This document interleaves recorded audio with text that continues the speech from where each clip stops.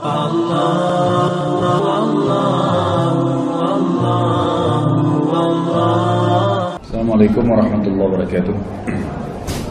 Alhamdulillah, wassalatu wassalamu ala Rasulillah. Segala puji bagi Allah Subhanahu wa taala, juga salawat dan taslim kepada Muhammad sallallahu alaihi wasallam. Masih melanjutkan Umar dan beberapa poin yang berhubungan dengan beliau sebelum membahas masalah meninggal dan mati syahidnya radhiyallahu anhu.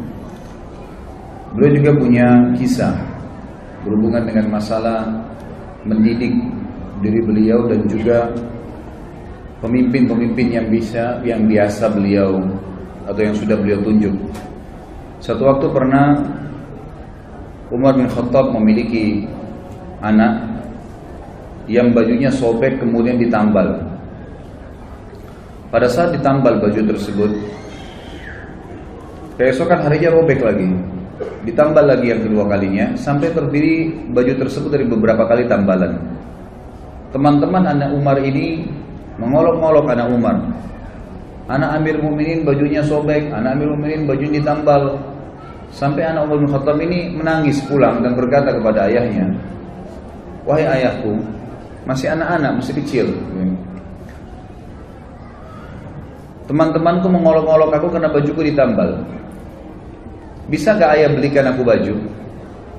Kata ayahnya, "Kalau sekarang," kata Umar radhiyallahu anhu, "kalau sekarang saya nggak punya uang, wahai anakku, untuk beli baju. Bayangkan untuk beli baju berapa dirham aja nggak pegang uang pada saat itu." Radhiyallahu anhu. Beliau mengatakan, "Tapi aku akan coba mengirim surat kepada penjaga Baitul Mal." Itu adalah surat dari Umar bin Khattab kepada penjaga Baitul Mal waktu itu, dan dikatakan, "Saya meminta secara pribadi, bukan kebutuhan negara, agar Anda meminjamkan saya uang untuk membelikan baju buat anak saya yang akan saya bayar bulan depan di gaji nanti. Ada gajinya Umar Khattab, saya akan ambil gaji, di gaji saya dipotong." Lalu waktu sampai surat tersebut di tangan penjaga Baitul Mal, kita perhatikan di sini bagaimana penjaga Baitul Mal juga ini orang yang beriman. Dia membalas surat Umar bin Khattab mengatakan, "Wahai Amir Mukminin, kalau saya pinjamkan kepada Anda uang ini, apakah Anda punya jaminan masih bisa hidup sampai bulan depan sehingga Anda bisa membayarnya?" Perhatikan ini dialog antara atau surat antara seorang pemimpin yang menunjuk pegawainya, dan pegawai menulis seperti itu. Waktu tiba surat penjaga Baitul Mal kepada Umar bin Khattab, Umar bin Khattab pun menangis sambil berkata kepada, atau dalam kalimatnya yang masyhur, "Segala puji bagi Allah yang telah memberikan kepada saya orang-orang yang seperti ini." Lalu beliau berkata kepada anaknya, "Wahai anakku, bersabarlah. Kalau ayahmu ini masih hidup sampai bulan depan dan menerima gaji, maka pasti saya akan memberikan kamu baju." Ini sebuah pelajaran yang besar dari Umar radhiyallahu anhu, dan kita lihat dari awal kisah tadi beberapa jam kita jelaskan, hampir semua yang berhubungan dengan beliau itu pelajaran demi pelajaran. Hidupnya dipenuhi dengan kisah-kisah yang luar biasa, yang menjadi ibrah, yang menjadi pelajaran. Dan beliau sudah mendahului kita semua dengan kemuliaannya. 1400 tahun lebih sekarang Umar bin Khattab sudah meninggal, kita masih bisa terkesan, kita masih bisa terkesimak, kita bisa mengambil pelajaran dari kejadian-kejadian di zaman beliau. Bahkan menjadi hukum-hukum fikih yang dilakukan oleh seluruh umat Islam. Sebagaimana tadi kita jelaskan dalam beberapa poin, bagaimana Umar bin Khattab menjadikan atau dijadikan keputusannya sebagai hukum di jalan Allah Subhanahu wa taala. Umar bin Khattab radhiyallahu anhu sangat tegas dalam agama Allah ini. Tidak main-main kalau memang hal itu perlu ketegasan. Dalam sebuah kisah pernah ada seorang Yahudi dengan munafik. Yang munafik ini hutang dari orang Yahudi. Kemudian tiba masa si Yahudi menagih dari munafik bilang, "Gak ada uang kamu sama saya." Cekcoklah dua orang ini, lalu diambil kesimpulan, kita berhukum aja. Waktu itu Nabi SAW masih hidup. Maka datanglah keduanya ke Nabi SAW. Nabi SAW melihat sesuai dengan data-data yang ada, Yahudi punya hak.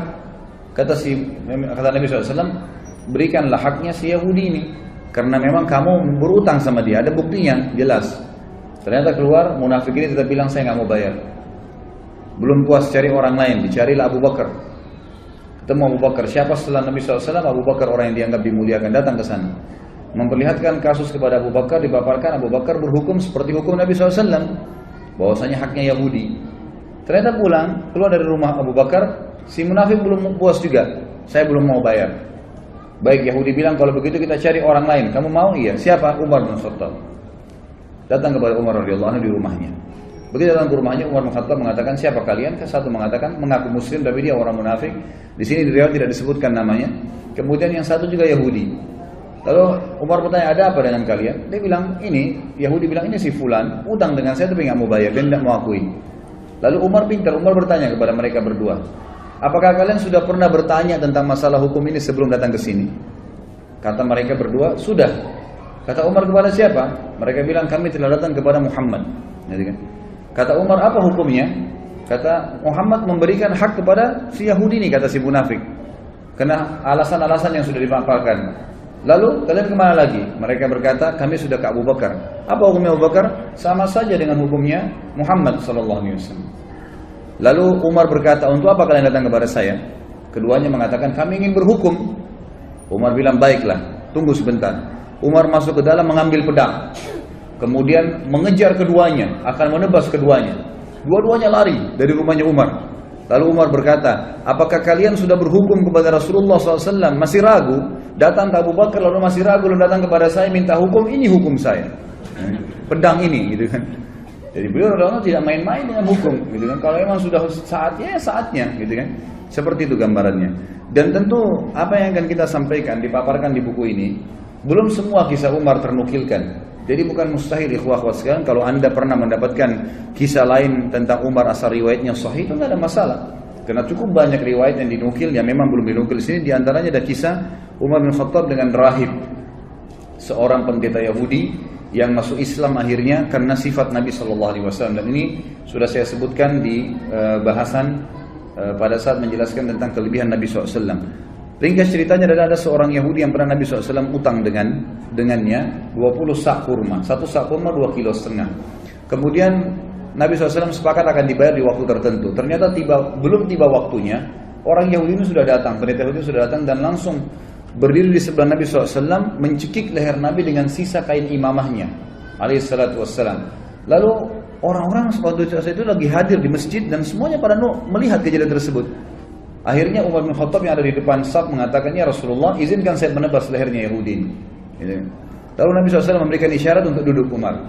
Lalu Nabi SAW dalam kondisi tercekik menanyakan kepada Yahudi, ada apa hai Yahudi? Kata Yahudi ini, bayar utangmu hai Muhammad.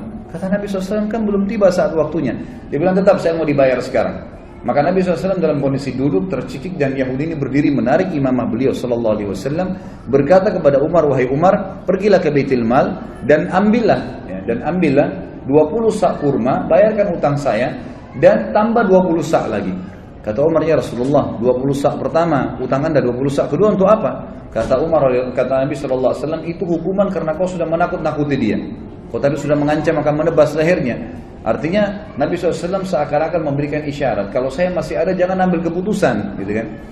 Maka Umar pun pergi ke Baitul Mal, meninggalkan Yahudi ini. Yahudi jalan di belakangnya sambil marah dengan Yahudi ini. Tiba di Baitul Mal, Umar bin Khattab menyiapkan 20 sak kurma, diberikan kepada Yahudi itu. Waktu mau disiapkan 20 sak kedua, Yahudi ini bilang, enggak usah hai Umar. Kata Umar, kenapa? Dia bilang, Umar, apa kau tahu siapa saya? Kata Umar, saya enggak mau tahu siapa kamu. Dalam kondisi marah gitu kan. Langsung dia sebutkan namanya, saya Fulan bin Fulan. Namanya ini kebetulan nama salah satu pendeta Yahudi yang terkenal sudah lama masuk Islam. Kata Umar, saya tanya kamu atas nama Allah, apakah kau dia? Dia bilang, iya. Bukankah kau tahu itu adalah Rasulullah SAW? Kata dia, ya saya tahu. Lalu kenapa kau lakukan perbuatan tadi sementara kau tahu adalah Nabi Allah? Kata si Yahudi, hai Umar, apa kau kira saya gila? Saya datang ke masjid kalian, mencekik Nabi dan Raja kalian di hadapan kalian. Saya sudah siap mati pada saat itu. Karena saya ingin membuktikan satu hal dari Muhammad yang belum saya temukan padanya. Semua ciri kenabian, Nabi terakhir ada pada diri Muhammad. Semua sudah saya temukan. Fisiknya, tempat tinggalnya, nama-namanya, tinggal ada satu belum. Ghalaba hilmuhu ghadabuh. Emosinya dikalahkan dengan kasih sayangnya. Dan tadi itu saya sengaja nagih sebelum waktu, saya sengaja cekik lehernya. Tujuannya untuk memancing emosinya. Ternyata memang kasih sayangnya mengalahkan emosinya. Dan sekarang saya mengucapkan Umar, asyhadu an la ilaha illallah wa anna Muhammad Rasulullah. Ini syahadat orang tersebut di depan Umar radhiyallahu anhu. Ini diantara kisah yang belum dinukil tentunya. Ada juga kisah yang lain, kisah tentang masuk Islam, kisah tentang Umar radhiyallahu anhu zaman khilafahnya. Beliau sempat keliling kota Madinah di malam hari. Kemudian beliau menemukan ada satu laki-laki Badui. Laki-laki Badui ini kebetulan lagi menancapkan tali kemahnya sambil mengikat kencangan tali untahnya, dan di dalam kemahnya ada suara rintihan perempuan yang sedang menangis. Maka Umar pun lewat dan berkata setelah memberikan salam, wahai laki-laki, hai rajul, bahasa Arabnya, wahai rajul, siapa kamu ini? Dia mengatakan, saya orang musafir dari Badui padang pasir, lagi lewat malam, kemalaman saya lihat ada tanah kosong, saya tebar kemah saya mau nginap di sini. Kata Umar, suara siapa tuh rintihan dalam kemahmu? Dia bilang, sudahlah saudaraku, pergilah, tidak usah campurin itu. Kata Umar, mungkin saya bisa bantu. Kata orang itu suara istri saya yang mau melahirkan, ya, tapi tidak ada yang bantu. Saya nggak tahu bagaimana melahirkan perempuan, dan juga tidak ada wanita yang saya kenal di Madinah bisa minta bantuan, apalagi itu tengah malam. Dan sebagian ulama menukil kisah ini di tahun 23 Hijriah, tahun terakhir Umar radhiyallahu anhu hidup, dan juga ya, pada saat itu tengah malam, di awal malam, dan itu sekitar jam 12 malam gitu kan. Jam 11, jam 12 malam, yang orang waktu itu sudah tidur semua. Jadi ini Umar bin Khattab sedang mengontrol, mengawasi sendiri. Ringkas cerita adalah Umar bin Khattab lalu berkata kepadanya, maukah kau saya datangkan seorang wanita dari Madinah yang bisa membantu istrimu melahirkan? Dia bilang mau. Perlu jemaah tahu bahwasanya laki-laki Badui ini belum tahu kalau ini Umar bin Khattab, belum tahu kalau ini khalifah. Umar pun radhiyallahu anhu lalu pulang, dia tidak membangunkan ya, penasehat-penasehatnya, atau mungkin dokter, tabib, ya kalau kita zaman dulu dikatakan ya dengan istilah tabib, ya, atau orang yang bisa mengobatin, atau bidan mungkin perempuan yang bisa melahirkan. Tidak, dia pulang ke rumahnya, dia bangunkan istrinya. Yang waktu itu istrinya adalah Ummu Kalsum, anaknya Ali radhiyallahu anhu. Lalu berkata Umar bin Khattab, wahai cucunya Rasulullah, apakah kau mau mendapatkan pahala seorang wanita muslimah yang mau melahirkan malam hari nggak ada yang tolong? Ummu Kalsum radhiyallahu anha juga punya iman yang kuat, anaknya Ali radhiyallahu anhu, cucu Nabi SAW. Dia tidak mengatakan, wahai Amir Mu'minin, carilah wanita Ansar yang bisa melahirkan. Tidak, dia mengatakan dengan jelas dan tegas, tentu saja saya ingin dapat pahalanya. Kata Umar, siapkanlah persiapan, perlengkapanmu untuk melahirkan dan ikut sama saya. Maka jalanlah pada malam itu, saudaraku sekalian, dua orang, raja muslim dan ratunya. Tidak ada pengawal, tidak ada yang dampingin, dan tidak ada media yang akan mengekspos itu. Karena yang sedang dibantu seorang Badui yang cuma lewat, besok pagi mau pergi lagi. Gak ada yang tahu, tengah malam nih. Ya, kita tahu sekarang banyak orang mau melakukan satu perbuatan, kegiatan, karena ada eksposnya. Kemudian bisa mengangkat namanya. Sama sekali enggak. Jalanlah keduanya, tiba di kemah orang Badui tersebut. Ringkas ceritanya, kata Umar bin Khattab kepada istrinya, masuklah ke kemah dan selesaikan tugasmu. Istrinya pun akhirnya membantu wanita tersebut melahirkan. Gak lama kemudian, sementara menunggu tentu Umar bin Khattab ngobrol sama orang Badui, dan orang Badui belum tahu kalau Umar bin Khattab, ngobrol-ngobrol aja seperti biasa. Lalu kemudian terdengar suara bayi dari dalam, dan Ummu Kalsum, istri Umar bin Khattab radhiyallahu anhum ajma'in, berkata, ya Amir Mukminin, wahai pemimpin orang yang beriman, gitu ya. Jadi ini hai raja, beritahukan kepada laki-laki di sebelahmu kalau istrinya sudah melahirkan normal. Begitu mendengarkan kalimat Amir Mukminin, si Badui tadi dari tempat duduknya turun ke tanah, ketakutan, lalu berkata, apakah anda Amir Mukminin Umar bin Khattab? Umar bin Khattab mengatakan kepada dia, ala rizkika, tenang aja. Dia bilang, diulangi, apakah anda Amir Mukminin Umar bin Khattab? Kata Umar, iya, saya Amir Mukminin Umar bin Khattab, dan yang membantu tadi melahirkan istrimu itu adalah Ummu Kalsum, anaknya Ali bin Abi Thalib, cucunya Rasulullah SAW. Maka orang ini pun menangis pada saat itu dan berkata, Maha suci Allah yang telah mengaruniakan saya nikmat yang tidak terhingga malam ini, karena saya telah didepani duduk oleh raja ya, muslimin, dan istri saya telah dibantu melahirkan oleh ratu muslimin, dan anak saya disentuh pertama kali dengan kulit cucu Nabi SAW. Kita lihat bagaimana perilaku Umar bin Khattab yang luar biasa, gitu kan? Setiap perilakunya menjadi sebuah pelajaran. Kisah yang lain juga, Umar bin Khattab radhiyallahu anhu pernah satu malam jalan, kemudian menemukan ya, di luar kota Madinah tentunya ini. Ini kisah yang sahih adalah di luar kota Madinah. Kemudian dia lagi jalan dan dia temukan ternyata ada seorang wanita yang sedang duduk. Kemudian di sebelahnya ada 3 orang anak yang sedang menangis. Kemudian Umar bin Khattab pun datang sambil mengatakan, ya, Assalamualaikum wahai pemilik cahaya api itu. Lalu wanita itu menjawab. Setelah itu Umar mengatakan, apakah engkau mengizinkan aku mendekat? Kata wanita itu, mendekatlah tapi dengan sopan. Kalau enggak, pergilah. Kata Umar bin Khattab pada saat mendekat, ada apa? Wahai hamba Allah, dia bilang, dan kenapa anak-anakmu menangis? Dia bilang, saya sudah berapa hari nggak makan, anak saya kelaparan, butuh makanan. Terus apa yang kamu masak di panci? Yang saya masak di panci sebuah batu yang saya masukkan supaya anak-anak saya kira saya masak, dan ini sudah 3 hari berjalan. Sementara Amir Mukminin tidak perhatian kepada kami. Dia tidak tahu kalau ini Umar bin Khattab. Lalu Umar pun berkata kepada temannya, kalau tidak salah itu bersama dengan Ubay bin Ka'ab. Mereka berdua lalu menuju ke Baitul Mal, mengambil kebutuhan muslimin, dipikul. Kemudian Umar berkata, angkatlah ke pundakku. Kata Ubay, biar saya yang angkat Amir Mukminin. Kata Umar, angkat ke pundakku sampai 3 kali. Ubay terus mengatakan, biar saya Amir Mukminin. Kata Umar, apa kau ingin memikul dosaku pada hari kiamat?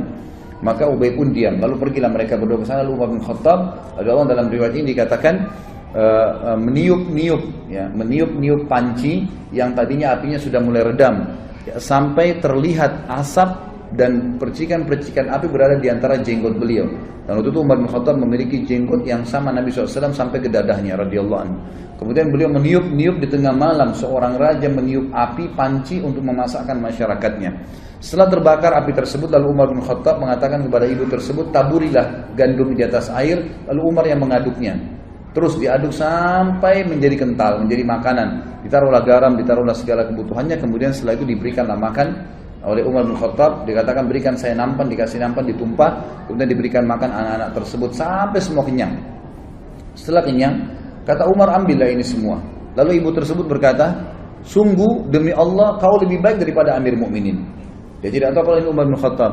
Kata Umar, janganlah berkata begitu wahai ibu. Kalau kau satu waktu bertemu dengan Amir Mukminin, kau pasti akan menemukan saya ada di sana, gitu kan? Hanya begitu saja. Lalu Umar bin Khattab memegang tangan Ubay, sama-sama keluar. Kata Ubay, waktu Umar bin Khattab, Amir Mukminin meninggalkan tempat tersebut, lalu dia menyelip di antara semak belukar seperti binatang buas yang sedang mengintai mangsanya. Jadi dia dengan teliti ke arah ibu tadi sama anak-anak itu. Lalu setelah itu dia lihat anak-anak tersebut yang tadinya nangis, tidur, bangun, bermain, ceria, gitu kan. Lalu Umar bin Khattab mengangkat kepalanya, ya seakan-akan berhenti untuk memata-matai dan berkata, segala puji bagi Allah yang selamatkan saya dari orang-orang ini yang akan menuntut saya pada hari kiamat. Perilaku yang sangat luar biasa dari seorang yang beriman kepada Allah Subhanahu wa ta'ala. Dan cukup banyak kisah yang berhubungan dengan hal-hal yang seperti ini. Umar bin Khattab radhiyallahu anhu juga pernah memberikan pelajaran tentang masalah takdir. Sebagaimana dinukil dalam banyak riwayat-riwayat sahih, teman-teman yang pegang buku bisa di halaman 276 sampai 277 kisah yang berhubungan dengan masalah itu. Umar bin Khattab radhiyallahu anhu pernah menuju ke negeri Syam, dan di negeri Syam itu ternyata ada satu wilayah yang akan dimasukin, terkenal ada penyakit taun. Ya, sebelum keluar ke negeri Syam, masih dari kota Madinah, gitu kan?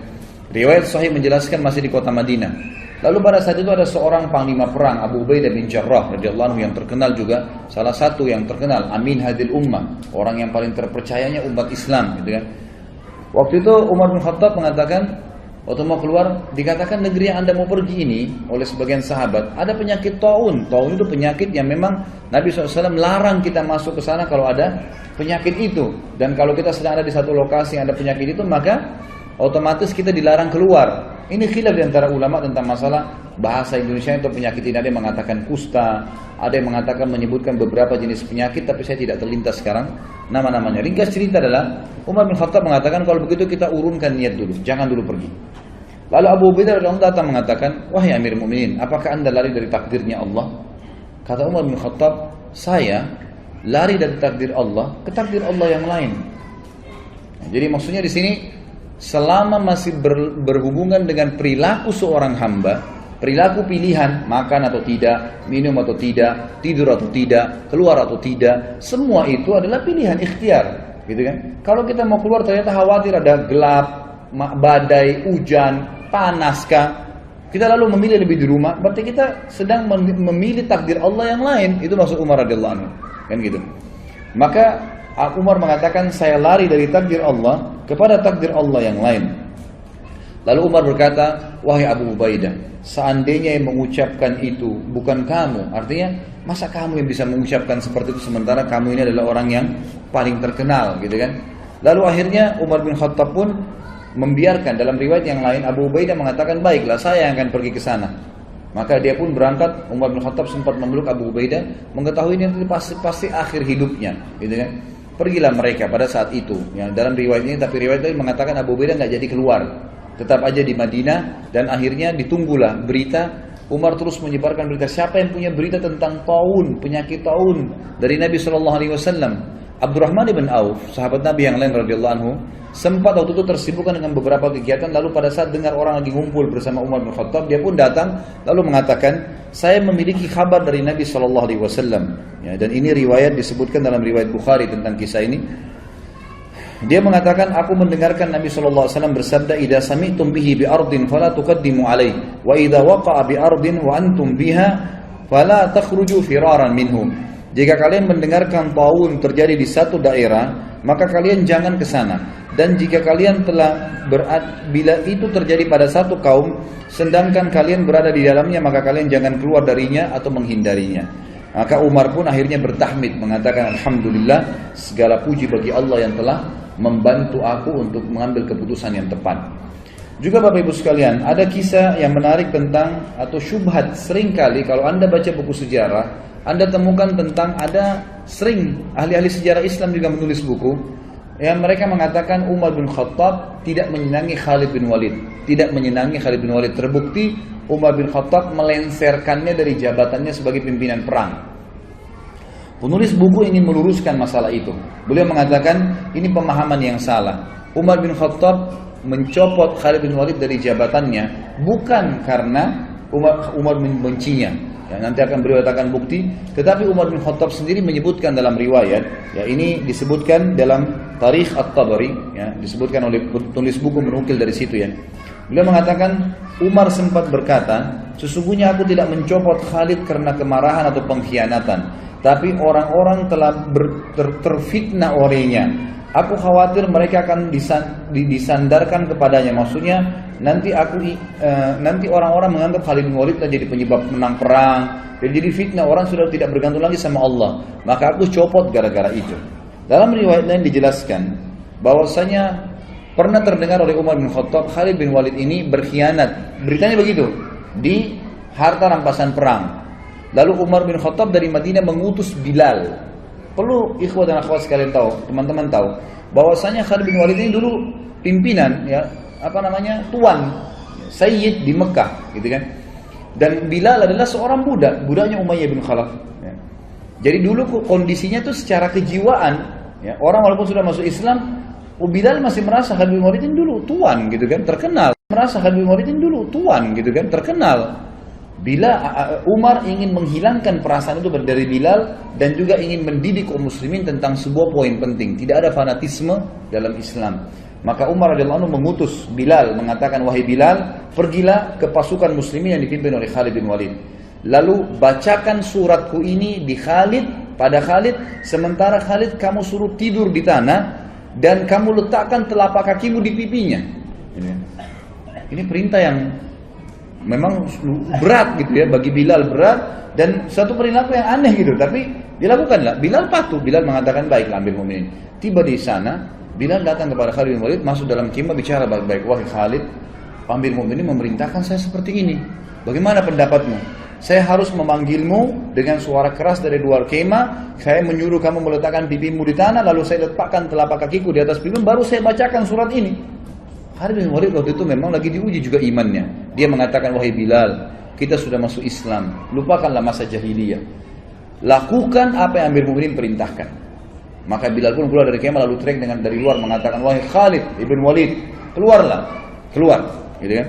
Begitu keluar, letakkanlah pipimu di tanah dan aku akan letakkan telapak kakiku di pipimu sebagai perintah dari Amir Mu'minin. Semua pasukan lihat.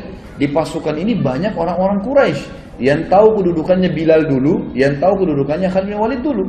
Ini tuan, ini budak, bekas budak, gitu kan? Lalu Khalid bin Walid mengatakan, letakkanlah kakimu wahai Bilal dan jangan ragu. Dan tidak pula ada yang marah dengan Bilal. Semua orang diam. Bilal pun meletakkan kakinya di atas pipinya Khalid bin Walid yang lagi diletakkan di tanah, lalu membaca suratnya Amir Mu'minin Umar. Umar berkata, ini surat dari Amir Mu'minin kepada pimpinan perang Khalid bin Walid. Telah sampai berita kepada saya bahwasanya kau berkhianat dalam masalah ghanimah, harta rampasan perang. Kalau benar, maka beristighfarlah, bertobat sama Allah, dan saya lenserkan kamu dari jabatanmu. Kalau tidak benar, maka kau mengatakan tidak benar, sementara Bilal masih menginjak pipimu, gitu kan? Dan saya akan tetap mencopot kau dari kepemimpinan, tetap kau berperang tapi bukan lagi pemimpin, agar tidak ada fitnah yang kena di tengah-tengah muslimin. Maka Khalid bin Walid dalam kondisi terinjak pipinya mengatakan itu tidak benar.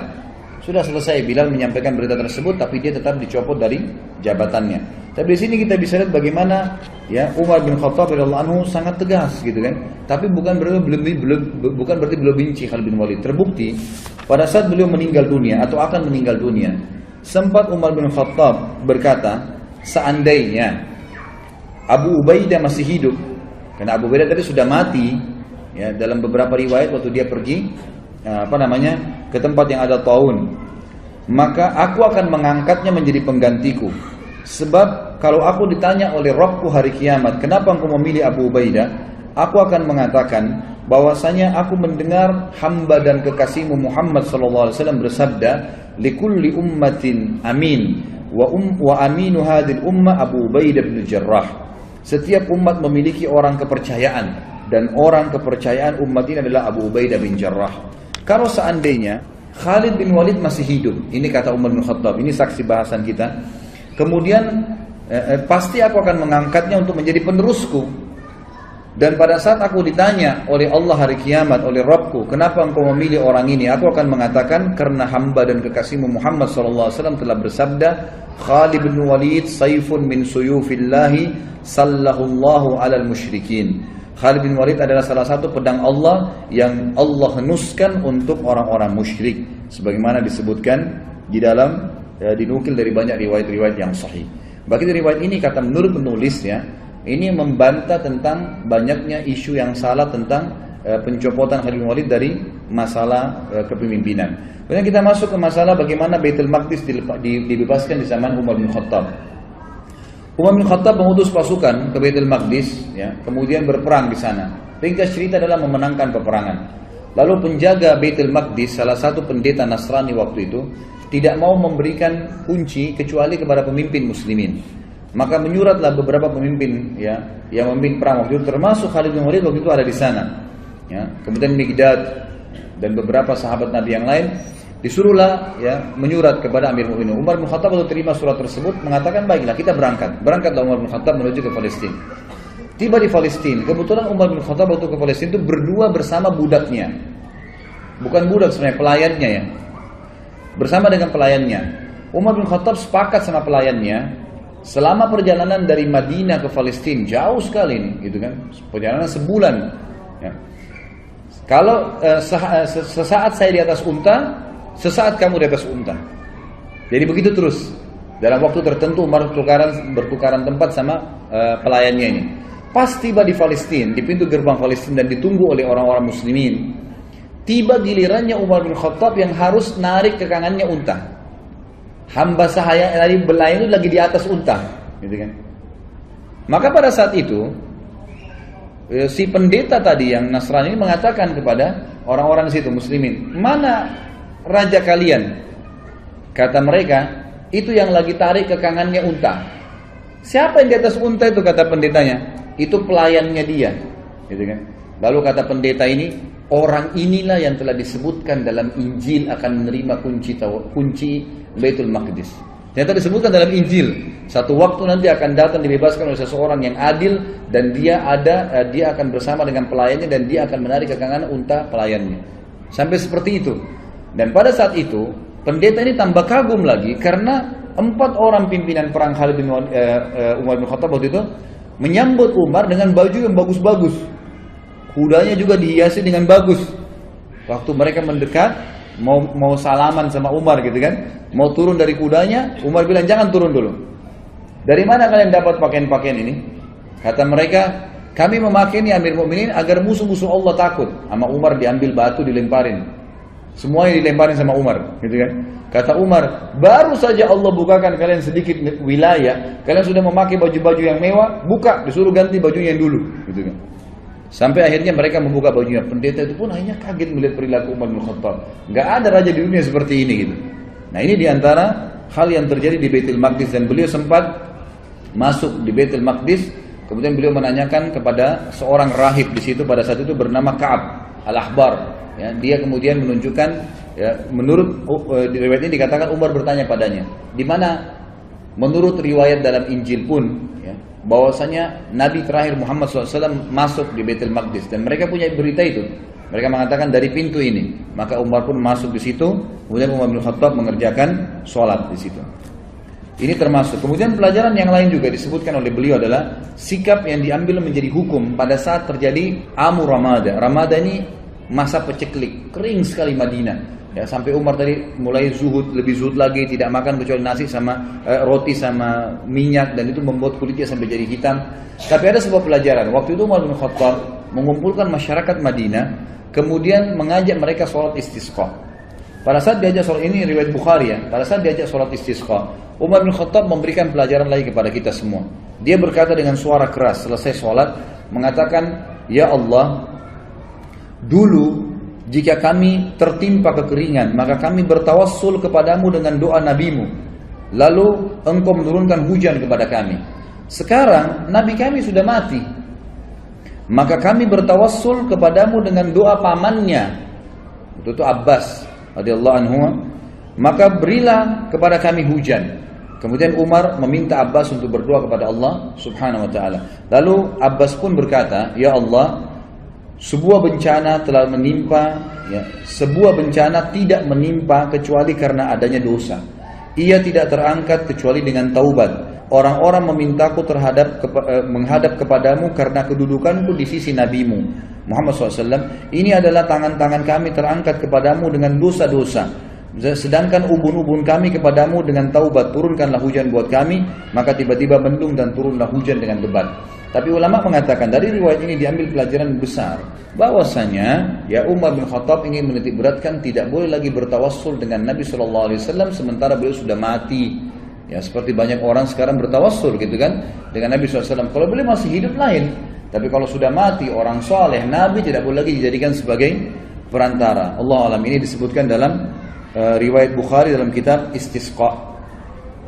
Kemudian kita masuk ke masalah bagaimana berpisahnya dengan Umar radhiyallahu anhu. Artinya kematian beliau, gitu kan. Ditulis oleh penulis ini dikatakan saatnya untuk berpisah. Ya. Umar bin Khattab sering kali berdoa, disebutkan dalam riwayat Bukhari. Beliau selalu mengatakan, Allahumma rzuqni syahadatan fi sabilik waj'al mauti fi baladi rasulik sallallahu alaihi wasallam. Beliau mengatakan, ya Allah, karuniakanlah kepadaku syahadah, mati syahid di jalanmu, dan jadikanlah kematianku di negeri Rasulmu, ya, di Madinah maksudnya. Maka pada saat itu Hafsah berkata, wahai ayahku, bagaimana bisa Allah menyatukan keduanya? Anda ingin mati syahid, tapi mati syahidnya di kota Nabi. Sementara waktu itu Madinah menjadi ibu kota Islam yang sangat kuat, mustahil bisa diserang udah. Pasukan Islam sudah menyebar kemana-mana, Persia sudah runtuh, sebagian besar wilayah Romawi sudah runtuh, jauh sekali orang-orang kalau mau menyerang Madinah. Bukan seperti di zaman Nabi SAW yang masih dekat, orang Mekah, suku-suku Arab masih ada yang belum masuk Islam. Ini sudah habis semuanya gitu kan. Maka Umar mengatakan, ya'ti bihallah insya Allah akan datangkan kalau Allah mau. Ternyata betul, ya, beranjak daripada kisah ini, beranjak daripada doa ini, maka ada sebuah ya, kisah yang harus diketahui, bahwasanya Mughirah ibn Syu'bah radhiyallahu anhu, salah satu waktu itu gubernur yang ditunjuk oleh Umar bin Khattab di Irak, dalam sanad yang sahih, menulis surat kepada Umar bin Khattab mengatakan, wahai Amir Mukminin, saya memiliki seorang budak. Budak ini bernama Abu Lu'lu, gitu, orang Majusi. Orang ini mahir, bisa buat senjata, bisa buat pedang, bisa buat perisai, bisa buat macam-macam. Bahkan dia bisa membuat alat yang untuk mengalirkan air. Orangnya pintar sekali. Izinkanlah dia masuk ke Madinah, wahai Amir Mukminin. Waktu itu Umar bin Khattab tidak pernah mengizinkan orang-orang yang belum masuk Islam itu masuk ke Madinah. Kalau sudah masuk Islam lain. Kalau belum masuk, itu Abu Lu'lu belum masuk Islam, gitu kan? Dimasukkan untuk membantu muslimin agar bermanfaat. Dan Umar bin Khattab menolak awalnya. Kedua, Mughirah bin Syu'bah terus mendesak sampai akhirnya Umar bin Khattab izinkan. Waktu itu Mughirah bin Syu'bah meminta bayaran dari budaknya ini setiap hari kalau nggak salah 100 dirham pembayaran dari hasil kerjanya, gitu kan. Maka dia pun datang, Abu Lu'lu, kepada Umar mengatakan, wahai Amir Mukminin, ini Mughirah menyiksa saya. Banyak yang diminta 100 dirham, padahal 100 dirham kecil untuk hasil dia. Kata Umar, 100 dirham kecil dari pendapatan kamu yang kamu lakukan. Begitu banyak pendapatan yang didapatkan, bisa masuk sampai ribuan dirham dalam sehari. Maka itu kecil sekali. Dia pun akhirnya jengkel dengan Umar bin Khattab dan ini awal masalah. Maka dia pun akhirnya setiap kali ketemu Umar marah, kesannya kayak marah gitu. Ya, kenapa Umar bin Khattab tidak membela dia? Lalu satu waktu Umar lagi lewat dan berkata, apa yang kamu lakukan? Dia mengatakan, saya sedang mempersiapkan sesuatu, wahai Amir Mu'minin, untuk anda yang umat Islam tidak akan lupakan, gitu kan? Orang-orang tidak paham waktu itu. Lalu Umar bin Khattab berkata kepada orang sekitarnya, kayaknya hamba saya ini sedang mengancam saya. Dia berusaha untuk membunuh saya. Akhirnya dia membuat pisau khusus yang sangat kuat dan bermata dua. Dia pun akhirnya pada saat Umar bin Khattab masuk ke masjid, waktu itu menjelang sholat duhur, dan dia pun menyelip masuk di saf, dan baru saja Umar bin Khattab takbir sudah ditusuk oleh Abu Lu'lu'. Begitu ditusuk, orang-orang tidak tahu, terutama di sisi kanan kiri masjid, tidak ada yang tahu. Yang tahu cuma di belakang ya Umar bin Khattab, dan itu adalah Abu Musa al-Ash'ari radhiyallahu majma'in. Lalu kemudian Umar bin Khattab tertusuk dan sempat terdengar suara mengatakan, Umar mengatakan, aku telah dibunuh oleh anjingnya Majus, maksudnya si Abu Lu'lu' itu. Lalu Umar bin Khattab jatuh dan Abu Musa yang mendekati Umar, lalu Umar memegang tangannya sambil berkata, ya lanjutkanlah sholat wahai Abu Musa, jadi imamlah kamu. Kemudian Abu Lu'lu' ini karena panik dan di sekitar Umar yang di saf-saf yang dekat tahu kalau dia sedang menusuk, maka dia berusaha menusuk semua orang yang di sekitar dia sampai dia melukai 13 orang. Dan 3 orang sempat mati terbunuh bersama Umar, tentunya mati syahid nanti berempat, gitu kan. Tapi 3 orang ini mati di masjid, yang 10 orang luka parah gitu. Nah pada saat ada lihat kejadian tersebut, sahabat sudah tahu kalau ini orang membunuh Amir Mu'minin, menusuk, maka dia melemparkan jubahnya ke arah wajahnya sehingga tidak melihat dan dikeroyokin. Pada saat itu dia tahu dia akan mati, lalu dia mengambil pisau tersebut dan menusukkan ke lehernya sendiri. Meninggallah Abu Lu'lu' ini, dalam kisah sahih ini disebutkan. Dan ini yang luar biasanya, semoga Allah berikan hidayah ya. Kita tetap masih mendoakan. Di Iran sekarang ini dibangun sebuah kuburan, dinamakan kuburannya Abu Lu'lu'. Ya, dan dianggap Abu Lu'lu' seorang pahlawan orang-orang Syiah itu karena berhasil membunuh Umar bin Khattab radhiyallahu anhu. Ini luar biasa. Ya, pembunuh Amir Mu'minin yang terkenal dengan kesolehannya, jaminan surga dari Nabi SAW, berapa banyak hadis yang kita sebutkan. Lalu mereka bangga dan pernah saya punya cuplikannya dalam bahasa Arab. Mereka melantunkan bahasa Arab, orang-orang Persia itu mengatakan artinya begini, ya Allah bangkitkanlah kami bersama pejuang Abu Lu'lu' di hari kiamat, naudzubillah, berarti termasuk bersama-sama di neraka gitu, karena berhasil membunuh Umar yang mereka anggap orang kafir. Ini berbahaya sekali, subhanallah gitu. Jadi begitu kisahnya. Maka Umar pun akhirnya sakit parah pada saat itu. Kisahnya panjang lebar, saya ringkaskan. Umar pun akhirnya sakit parah pada saat itu. Kemudian Umar bin Khattab berkata kepada Abu Musa al-Ash'ari, coba lihat siapa yang menusuk saya. Waktu itu mereka belum tahu, masih simpang siur beritanya gitu kan. Sahabat-sahabat di kiri kanan saf masih mengatakan subhanallah, subhanallah. Mereka nggak tahu karena suara Umar tiba-tiba hilang gitu. Maka pada saat itulah Abu Musa meninjau mengatakan yang membunuh anda adalah budaknya Mughirah bin Syu'bah, Abu Lu'lu'. Maka Umar pun mengatakan semoga Allah membunuhnya. Kata Abu Musa, sudah mati Amir Mu'minin, dia bunuh dirinya sendiri. Lalu kemudian Umar bin Khattab ternyata tusukannya sangat keras. Dari belakang di sisi kanan perut itu saking tajamnya pisau itu dan tebal gitu kan. Sehingga pada saat ditusuk dan memang dia niat membunuh, ditusuk sampai tembus ke depan perutnya Umar radhiyallahu anhu. Dari lubang, dari belakang sampai ke depan. Dan pada saat itu beberapa sahabat dan tabi'in sempat membawakan minuman kepada Umar bin Khattab. Ada yang membawa air kismis, ada yang membawa juga susu unta. Dan pada saat diminum, maka keluar dari sisi lubang perutnya. Dan dipanggil pada saat itu ada seorang tabib yang jelas sekali ya mengetahui masalah dan mengatakan kayaknya Amir Mu'minin sudah tidak tertolong lagi. Tidak tertolong lagi.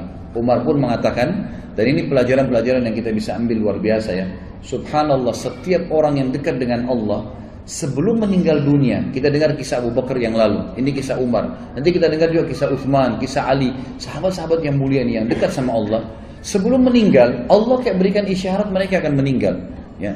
Jadi mereka sempat mengembalikan amanah, mereka sempat memberikan wasiat, mereka masih sempat menasihati, mereka masih sempat menunjuk khalifah setelahnya. Banyak hal yang dilakukan, gitu kan?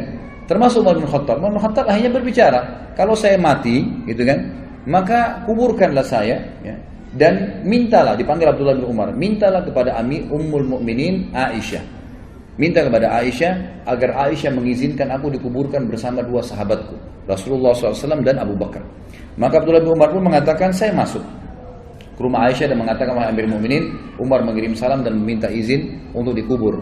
Aisyah pun menangis mendengar berita Umar, lalu berkata, semestinya aku berharap itu tempatku, aku dikuburkan di situ, tapi aku akan izinkan untuknya. Waktu kembali Abdullah bin Umar kepada ayahnya Umar bin Khattab radhiyallahu anhu ajma'in, Umar berkata waktu disampaikan, apa beritamu? Abdullah bin Umar mengatakan, Ummul Mukminin mengizinkan. Kata Umar, segala puji bagi Allah yang menerima doa ini. Tapi pada saat saya sudah jadi jenazah, jadi sudah tahu kalau mau mati, sebelum saya dimasukkan ke dalam rumah Aisyah, tetap minta izin dulu. Kalau Aisyah mengizinkan, Ummul Mukminin, kuburkan saya bersama Abu Bakar dan Rasulullah SAW. Tapi kalau tidak, kuburkan saya di pemakaman kaum muslimin umumnya, gitu kan? Begitu penyampaiannya.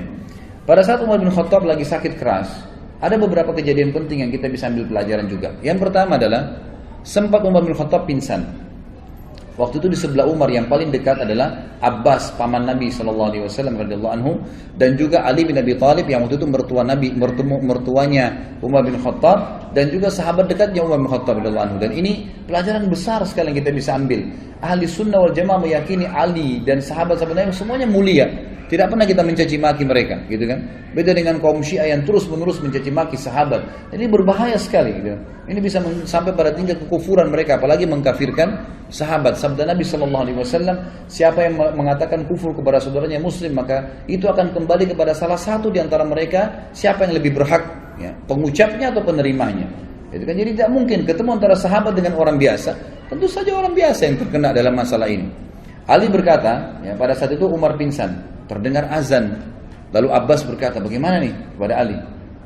Amir Mukminin lagi pingsan. Kata Ali, ada rahasianya. Lalu Ali pun mendekati kuping Umar sambil berkata, As-salat ya Amiral Mukminin, As-salat ya Amiral Mukminin, 3 kali. As-salat ya Amiral Mukminin, 3 kali ucapin. Salat wahai Amir Mukminin, 3 kali. Tiba-tiba Umar yang kondisi pingsan, perutnya ini lubang dari belakang ke depan, ya, terbangun lalu mengatakan, iya, tidak ada Islam bagi orang yang tidak sholat. Sholat membangunkan dari pingsan, subhanallah, ya. Kita kadang-kadang hanya kena tidur malam, sudah lama tidurnya, ranjangnya enak, nggak bisa bangun dengan azan, kupingnya dikincingi sama setan, gitu kan. Tapi kalau ini enggak, radhiyallahu anhu, bangun dalam kondisi pingsan bisa bangun hanya dengan mendengar sholat, karena kuatnya imannya. Lalu dalam riwayat lain juga dikatakan Umar bin Khattab sempat tertidur, pingsan, tidak dibangunkan pada saat itu sampai menjelang mau terbit matahari. Lalu Umar bangun. Kata Umar, apakah orang-orang sudah sholat subuh? Kata mereka, sudah Amir Mukminin. Lalu Umar mengatakan, iya, tidak ada, ya, bagian yang boleh dihormatin, diberikan jabatan di dalam Islam bagi seseorang yang tidak sholat. Nah, maka terjadilah pada saat itu Umar bin Khattab pun sholat subuh sendirian sambil duduk. Ini riwayat yang pertama. Riwayat yang kedua, pada saat beliau sakit keras, maka datanglah orang-orang yang mendoakan, mengatakan Amir Mukminin, Anda adalah utusan, Anda adalah pendamping Rasulullah SAW, Anda ini dipuji-pujilah Umar bin Khattab. Selalu menepis, jangan katakan itu, terus begitu. Sampai ada seorang anak laki-laki berkata, wahai Amir Mukminin, bergembiralah dengan berita gembira dari Allah kepadamu, persahabatanmu dengan Rasulullah SAW. Itu sudah satu nilai. Perjuanganmu, ya, perjuanganmu dalam Islam yang telah engkau ketahui. Kemudian engkau memimpin dengan adil, kemudian engkau meraih syahadah, mati syahid sekarang. Lalu Umar menjawab, aku berharap semua itu tidak ada sangkutannya denganku. Artinya jangan sampai aku merasa bangga dengan itu. Lalu, ya, untuknya beliau mengatakan, dan akhirnya aku lepas dari tanggung jawabku, atau aku akhirnya tetap bertanggung jawab dengan dosa-dosa yang aku lakukan. Lalu pada saat anak muda itu mau keluar, ternyata anak muda ini bajunya menutupi mata kakinya. Dan ini riwayat jarang sekali disebutkan. Sebenarnya riwayat ini riwayat sahih, ya, yang menyebutkan tentang dilarangnya laki-laki untuk isbal, menutup mata kakinya dengan celananya, dengan pakaiannya. Ini masuk dalam bab isbal sebenarnya. Lalu Umar melihat ternyata sarungnya, pakaiannya laki-laki anak muda itu menyentuh tanah, menutup mata kakinya. Lalu Umar berkata, panggil anak muda itu ke sini. Dipanggil kembali. Lalu Umar dalam kondisi sudah mau meninggal, lemah, masih bisa menasihatin orang lain. Apa yang dia katakan? Ya ibna akhi, irfa' thawbak, fa innahu abqa li thawbik wa atqa li rabbik. Wahai keponakanku, ya, biasanya orang dalam agama kita ini, kalau ada seseorang anak muslim lebih muda, ya, kita bisa mengatakan wahai anak saudaraku. Ya, kalau kita biasa mengatakan keponakan, karena ayahnya kan saudara kita dalam Islam. Ya, biasa dikatakan gitu, ya benar akhi, gitu kan. Angkatlah pakaianmu Karena itu akan lebih awet bagi pakaianmu, tidak mudah kotor, ya, tidak bisa menjatuhkan kamu, karena kalau panjang bisa menjatuhkan, bisa keinjak dan seterusnya. Dan itu lebih bertakwa kepada Rabbmu. Kemudian Ibnu Abbas berkata, aku berkata kepada Umar, bergembiralah, engkau akan meraih surga. Sungguh engkau telah menyertai Rasulullah dalam waktu yang lama. Engkau memegang urusan orang-orang beriman.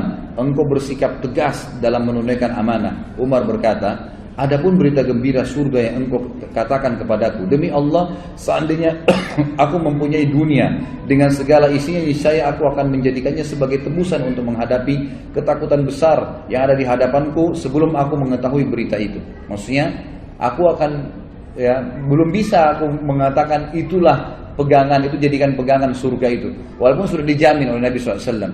Kalau seandainya aku punya dunia dan seluruh isinya, aku akan jadikan sebagai tebusan agar bisa mendapatkan surga itu. Adapun ucapanmu bahwasanya aku telah memegang urusan umat Islam, demi Allah aku berharap bahwa hal itu tidak ada sambutannya denganku. Untung ruginya tidak ada hubungannya denganku. Adapun yang engkau katakan bahwa aku telah menyertai Nabi SAW, maka hal tersebut benar. Hal tersebut benar. Ini diriwayatkan oleh Imam Ahmad dalam musnadnya. Kemudian Imam Az-Zahabi juga mengatakan, Ibnu Umar berkata radhiyallahu anhum ajmain, kepala Umar berada di pangkuanku pada saat beliau sedang tertusuk, ya. Lalu ia berkata, letakkan pipiku di tanah, kata Umar. Lalu aku meletakkannya, kata Abdullah bin Umar radhiyallahu anhu ajmain. Dia berkata, celaka bagiku dan celaka bagi ibuku jika Rabbku tidak merahmatiku. Artinya betul-betul kecelakaan, ya, luar biasa kalau sampai aku tidak, ya, diampuni oleh Allah Subhanahu wa taala. Lalu beliau sempat sebelum meninggal juga memberikan wasiat kepada, beliau mengatakan, aku berwasiat kepada khalifah yang datang setelahku, berbuat baik kepada muhajirin angkatan pertama, karena mereka lah orang-orang yang telah masuk Islam di awal, ya, dan memberikan hak-hak mereka, menghormati mereka. Yang kedua, aku berwasiat kepada orang-orang Ansar yang telah memperjuangkan dan menjual seluruh harta dan jiwa mereka untuk agama. Lalu berbuat baiklah kepada rakyat-rakyat di kota-kota dan di desa-desa, karena mereka adalah pejuang-pejuang Islam. Berbuat baiklah kepada orang-orang Badui, karena mereka adalah orang-orang asli muasal orang Arab dan penopang Islam. Serta aku juga mewasiatkan berbuat baik kepada zimmah, ahli zimmah, orang-orang kafir yang di bawah naungan pemerintahan Islam, karena, ya, hak mereka harus dipenuhi sebagaimana Nabi SAW perintahkan. Ada beberapa pujian sahabat-sahabat, ya, yang kita akan sebutkan poin-poinnya sebelum disebutkan kematian beliau radhiyallahu anhu kepada Umar bin Khattab, dan ini pada saat menjelang Umar bin Khattab sakarat dan meninggal dunia, dan beliau meninggal disebutkan dalam banyak athar sangat muda. Tiba-tiba saja beliau setelah memberikan wasiat tadi tentang khalifah setelahnya, lalu beliau menutupkan mata dan beliau meninggal dunia seketika pada saat itu. Tidak ada sesuatu yang melihat itu berat, susah, nggak ada seperti itu. Lalu pada saat itulah puji-pujian harum dari para sahabat datang kepada beliau. Jadi semenjak mereka lihat Umar sudah mulai melemah, sudah mulai ada puji-pujian yang keluar sampai beliau, ya, dimakamkan. Yang pertama, Abu Wail menyebutkan rahimahullah berkata, Abdullah bin Mas'ud radhiyallahu anhu datang kepada kami, dia menyampaikan berita kematian Umar kepada kami. Aku tidak melihat hari yang banyak tangisan dan kesedihan daripada hari itu. Kemudian Abdullah berkata, demi Allah, jika aku tahu bahwasanya Umar menyukai anjing, niscaya aku akan menyukainya. Maksudnya saking fanatiknya dengan Umar dan pendapatnya radhiyallahu anhum ajmain. Umar bin Khattab selalu benar, dan ini disebutkan, ya, dinukil 195 dalam buku Ar-Riyadun Nadhirah, ya. Kemudian Hudzaifah juga berkata, ini kisah atau ungkapan yang kedua, bahwa dia berkata pada hari kematian Umar, pada hari ini kaum muslimin meninggalkan sebuah sisi pagar Islam, artinya kehilangan pagar benteng mereka. Abdullah bin Abbas juga berkata, Hudzaifah juga berkata di statement yang lain, Islam pada zaman Umar seperti seorang laki-laki yang melangkah maju. Dia tidak bertambah kecuali dekat. Tetapi ketika Umar terbunuh, maka seorang laki-laki itu seperti mundur. Artinya, waktu Umar datang, Islam terus maju, mengekspansi sampai kemanapun, dikenal oleh orang. Waktu Umar meninggal, seakan-akan Islam yang berbentuk seperti orang itu mundur, gitu kan? Seakan-akan mundur. Jadi tidak ada lagi yang bisa mengikuti langkah-langkah Umar. Abdullah bin Abbas berkata dalam kisah yang lain atau pendapat beliau, ditanya kepada beliau, apa pendapat anda tentang Umar? Abdullah bin Abbas radhiyallahu anhu berkata, semoga Allah merahmati Abu Hafs, maksudnya Umar. Hafs ini anak pertamanya Umar, laki-laki. Demi Allah dia adalah pembela Islam, pengayom anak-anak yatim, tempat tinggal iman, tempat tinggal iman, sumber kebaikan, penyantun orang-orang lemah, benteng bagi para khalifah, kokoh dalam kebenaran, suka membantu orang lain, menegakkan hak Allah dengan sabar dan berharap pahala kepada Allah sehingga agama ini tegak. Dia telah memperlebar wilayah kaum muslimin, mengingat Allah SWT di atas bukit dan daratan, memuliakan Allah dalam keadaan senang dan susah, bersyukur kepadanya di setiap waktu, maka Allah akan menimpakan penyesalan kepada siapa saja yang membencinya sampai hari kiamat. Abdullah bin Abbas adalah ahlul bait, gitu kan? Anaknya Abbas. Dan ini juga status statement yang luar biasa dari Abdullah bin Abbas yang disampaikan oleh beliau, siapapun yang membenci Umar, maka Allah akan menimpakan penyesalan kepadanya sampai hari kiamat. Kemudian Abbas bin Abdul Muttalib, paman Nabi SAW, Ahlul Bait juga mengatakan, aku adalah tetangga Umar bin Khattab, aku tidak melihat seseorang yang lebih baik daripada Umar. Malamnya adalah sholat, siangnya adalah puasa, dan menunaikan seluruh keperluan masyarakat. Ali bin Abi Thalib juga pernah berkata pada saat meninggalnya Umar bin Khattab, dan dinukil oleh Abdullah bin Abbas, semua adalah Ahlul Bait Nabi SAW. Berarti mereka sangat menghormati Umar radhiyallahu anhum ajma'in. Ali berdoa, berkata, Ali mendoakan Umar agar Allah merahmatinya. Kata Abdullah bin Abbas, dia berkata, engkau tidak meninggalkan seseorang di mana aku lebih menyukai bertemu Allah dengan amalan seperti amalanmu, hai Umar. Demi Allah, aku sudah mengira bahwasanya Allah akan menjadikanmu bersama sahabatmu, karena aku sering mendengarkan Nabi SAW bersabda, "Zahabtu ana wa Abu Bakar wa Umar, wa dakhaltu ana wa Abu Bakar wa Umar, wa kharajtu ana wa Abu Bakar wa Umar." Aku sering mendengar, kata Ali radhiyallahu anhu ajma'in, Nabi SAW bersabda, aku pergi bersama Abu Bakar dan Umar, aku masuk bersama Abu Bakar dan Umar, dan aku keluar bersama Abu Bakar dan Umar. Jadi ini jelas statement Ali radhiyallahu anhu mengatakan wajar kalau kamu dikubur bersama Nabi SAW dan Abu Bakar. Abdullah bin Abbas juga berkata, perbanyaklah mengingat Umar, karena jika kalian mengingatnya, niscaya kalian akan mengingat keadilan. Jika kalian mengingat keadilan, niscaya kalian akan mengingat Allah tabaraka wa ta'ala. Jadi ini statement yang sangat luar biasa. Dan seperti kita tahu ikhwan dan akhwat sekalian, sampai sekarang subhanallah, kita pada saat dari tadi kita mengisahkan Umar, saya yakin berapa persen pun itu jumlahnya, ya kalau memang Allah mudahkan sampai full, alhamdulillah, bisa semaksimal mungkin 90-100% kita bisa mengambil pelajaran, sangat baik. Berapa persen pun tadi waktu kita dengarkan kisahnya, yang terlintas adalah seorang sosok yang sangat kuat, tegar, dari orang yang tidak baik menjadi orang yang sangat baik, dari orang yang akhirnya orang yang jadi pemimpin dan menjadi orang yang sangat adil dalam kepemimpinannya, orang yang sangat berani, orang yang sangat sayang dengan masyarakatnya, orang yang sangat zuhud, orang yang sangat wara'. Banyak sekali kelebihan beliau radhiyallahu anhu. Dan dengan membaca kisah beliau, kita akan bertambah iman. Baru membaca kisahnya, bagaimana dengan dia sendiri yang sudah hidup pada masa itu radhiyallahu anhu. Dan saya tutup ikhwas sekalian, ini tentu tambahan kisah saja. Ini setelah Umar bin Khattab meninggal lalu dikuburkan. Sebelum beliau meninggal, beliau sempat dikatakan oleh beberapa sahabat, tunjuklah wahai Amir Mu'minin siapa yang akan menggantikan anda.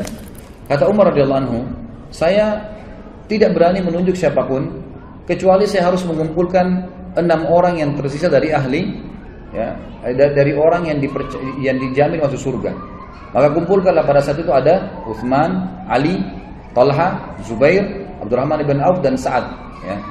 Dikumpullah 6 orang ini. Lalu kata Umar radhiyallahu anhu, kumpullah mereka ini. Lalu Umar memanggil mereka ke dalam rumahnya Umar. Lalu Umar berkata, ini ada kamar saya. Ini kamar sering saya gunakan untuk kebutuhan muslimin.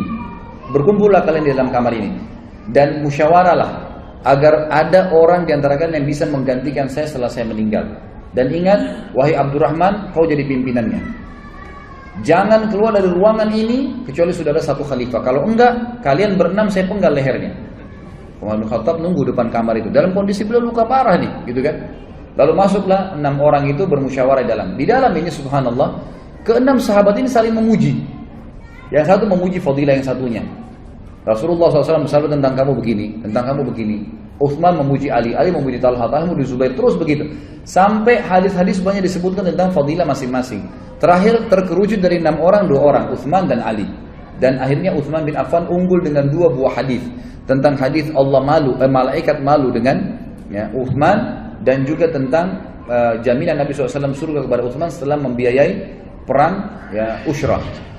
Baik, akhirnya mereka mengatakan Utsman kok tidak bisa mengelak. Utsman pun akhirnya mengatakan baiklah. Keluar dari kamar, Umar tanya, bagaimana keputusan kalian? Kata mereka, kami sudah menunjuk Utsman bin Affan karena kelebihan hadis Nabi SAW tentang dia. Kata Umar, alhamdulillah. Setelah itu Umar pun meninggal dunia. Jadi ini fadilah yang Umar radhiyallahu anhu lakukan. Ada sebuah kisah yang saya tutup dengan kisah ini, sebenarnya tidak berhubungan dengan kematian Umar, tapi saya sempat mendengarkan kisah ini dari salah satu masyayikh, ya, yang beliau sampaikan dalam kasetnya. Saya tambahkan saja. Umar bin Khattab radhiyallahu anhu, beliau sangat senang kalau sudah selesai urusan pemerintahan diurus, beliau sering duduk di masjid dan menunggu kalau ada orang yang mengeluh lagi, atau beliau mendengarkan kisah-kisah unik.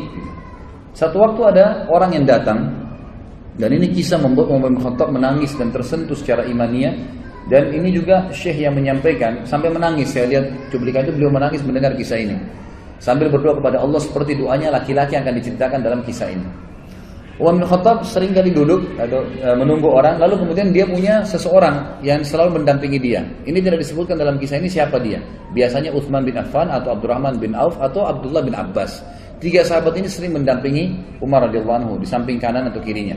Lalu masuklah dua orang dalam masjid waktu itu, kembar, persis sama, bajunya sama, ya, semua penampilannya sama, rambutnya, alisnya, kulitnya, tinggi badannya, paras wajah, poster tubuh sama semua, nggak ada bedanya, seperti orang kembar gitu. Tapi kembarnya ini luar biasa uniknya gitu, semua sama. Lalu Umar bertanya kepada orang di sebelahnya, siapa orang ini, dua orang itu? Yang di sebelahnya bilang kepada Umar, itu Amirul Mukminin, ayah sama anaknya. Umar kaget. Umar mengatakan, ayah sama anaknya, seperti seakan-akan saudara kembar.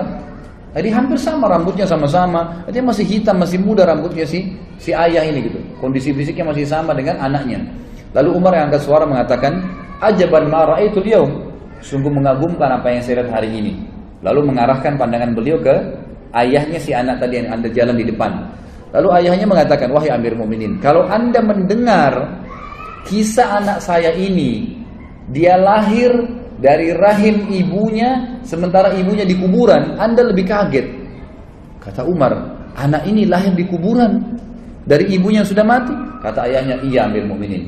Begini ceritanya. Umar bilang, ceritakan saya rahimakallah, semoga Allah merahmatimu. Dia bilang, begini cerita Amir Mukminin. Saya waktu ibunya anak ini masih hidup di Madinah, masyarakat Madinah, orang-orang dari Ansar ini. Dia bilang, saya waktu ibunya masih hidup anak ini, sempat waktu hamil pertama, anaknya cuma satu, lagi hamil 3 bulan, ya.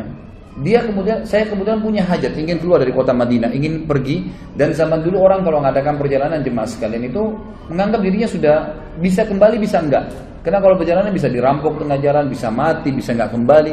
Sekarang masih ada, mungkin bisa beli tiket pulang pergi, atau kalau meninggal ada informasi yang sampai ke keluarganya. Zaman dulu enggak. Maka orang kalau sudah pamit mau pergi jihad, mau pergi bisnis, maka itu dianggap oleh keluarganya sudah meninggal. Dia bilang, istri saya pun melarang saya, meminta jangan pergi, ya. Padahal ini saya sudah harus pergi. Maka saya pun mengetahui kalau istri saya ragu karena masalah anaknya. Lalu saya memegang perut istri saya sambil mengatakan, ya Allah, saya mengamanahkan anakku yang ada di rahim atau di perut istriku ini. Jagalah ya Allah. Lalu dia bilang, saya pun pergi. Setelah saya pergi, saya kembali 6 atau 7 bulan setelah itu. Jadi pas waktu melahirkan istrinya dia balik. Pada saat saya tiba di rumah saya waktu maghrib, kemudian saya coba ke rumah saya, tidak ada orang. Saya kemudian mendatangi kerabat-kerabat saya terdekat yang ada di Masjid Nabi. Saya tanyakan mana istri saya, mereka bilang istrimu sudah meninggal 2 minggu yang lalu. Sudah meninggal 2 minggu yang lalu. Maka saya pun ya sholat isya, dan saya setelah isya mau pulang ke rumah saya dan mengunjungi beberapa kerabat istri saya untuk menyampaikan takziahnya, gitu kan. Kemudian saya lewatin Baqi dan saya bilang pada teman-teman saya dan kerabat saya, mana kuburan istri saya? Ditunjuklah. Dia bilang, begitu saya lewat dekat kuburan istri saya, di atas kuburan istri saya ada asap keluar, asap, banyak sekali asap itu. Lalu kemudian saya bilang, apa ini? Kata keluarganya dan teman-temannya, ini terjadi dari semenjak kami masukkan istrimu di kuburan 2 minggu lalu. Setiap hari keluar asap, setiap hari. Kami juga nggak tahu apa. Kata suaminya apa? Demi Allah, saya tidak tahu dari istri saya ini kecuali kebaikan. Orangnya baik sekali, patuh pada suami, sholatnya terjaga, puasanya terjaga. Nggak mungkin ini keburukan, pasti Allah tunjukkan kebaikan. Dia bilang, lalu tergeraklah hati saya Amirul Mukminin untuk menggali kuburan istri saya. Waktu saya gali, saya temukan anak saya ini berada di bawah rahim istri saya yang sudah mati. Gitu gitu kan? Ada di situ, hidup. Dan terdengar suara, dia bilang, saya tidak tahu dari mana yang berbunyi, wahai fulan, dipanggil namanya orang ini, wahai fulan, ambillah anakmu yang kau telah jadikan amanah di tangan Allah Subhanahu wa taala. Sampai Amir Mukminin menangis, Umar dan orang ini menangis sambil berkata, wahai Amir Mukminin, demi Allah, saya sangat yakin kalau seandainya waktu itu saya juga memegang pundak istri saya dan saya katakan, ya Allah, saya amanahkan istri saya pegang tembok rumah saya dan saya katakan saya amanahkan tembok rumah ini, Amir Mukminin, ya Allah, maka saya yakin istri saya masih Allah panjangkan umurnya. Tapi ya Amir Mukminin, saya cuma mendoakan anak saya dan inilah anak saya yang Anda anggap unik tadi itu. Maka ini pelajaran juga besar. Bagaimana kita bisa ambil bahwasanya orang melibatkan Allah Azza wa Jalla dalam segala kehidupannya, gitu kan?